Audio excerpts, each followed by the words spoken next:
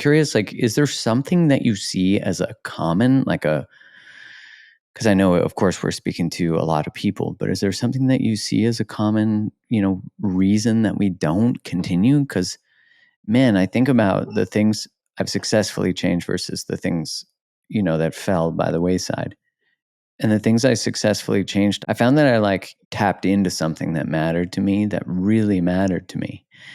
Maybe in the times that I, let's say, quote unquote, relapsed, there was at least like a little chink that I was like, oh, I still had some undone work that now is clear to me and okay. And I forget what change model that is, but it's like a spiral. So when every time you relapse, you actually grow. And I love that because isn't that really the truth? Well, I think you just hit on a pretty important part of that, which is we got to learn from what happened.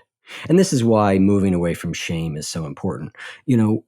I do a lot less one-on-one coaching work with people than I used to. But one of the things that I would really drive home to clients is like, we have got to move away from seeing your inability to change your behavior as a personal flaw Hmm. or a moral failing or I'm just the kind of person who, and we have to treat it more like a puzzle. Why are you not able to change? And shame stops us from looking. Shame just shuts down investigation. So we need to jettison that and go, what isn't working? Okay, I was doing fine and now I'm not. Why? Probably the most common, if I had to name one, well, I'll give you a couple most common. One is that, like I said, we're going along well because life is kind of normal and stable. And then just something happens that throws our whole life into balance and we get off track. And that causes us to feel bad about ourselves and we just stop. I think of like, we are always getting off track. Yeah. The question is, how long are we off track? So I say plan for the fact that you're going to get off track.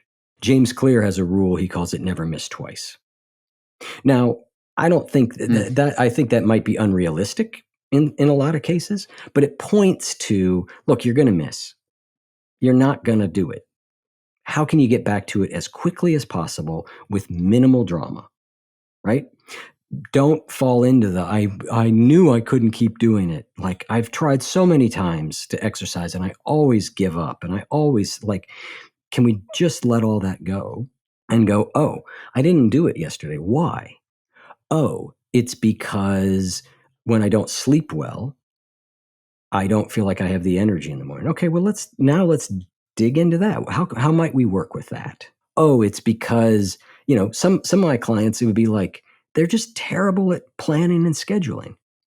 They'd be like, well, I thought I was going to be free, but then I, had this and I'm like, okay, like your problem isn't that you're unmotivated. Your problem isn't that you are lazy. Your problem is that you can't manage your schedule at all. Like we've just got to figure out how you can plan in a way that's more effective. Other people will find that it's more of an emotional regulation problem. They get to time to do the thing and something inside of them stops them. Okay, well, that's a completely different problem to solve. But I would say that, the two most common are getting discouraged and the fact that life will change on you. So many people will be like, I was doing great till I went on vacation.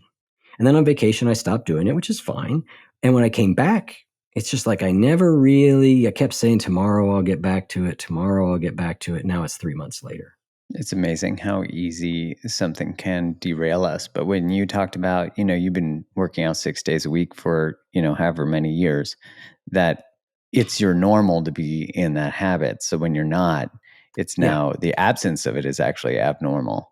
Totally. Which, man, if we can, I find for something like exercise, for example, if I don't do it in the morning, I find I'm chasing it.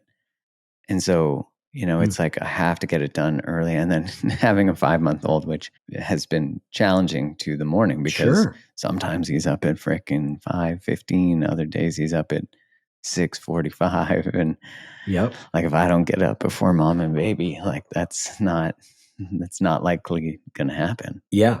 Kids are a dramatic influencer of all that stuff, I think another thing is important is just recognizing what season of life are you in. Yeah.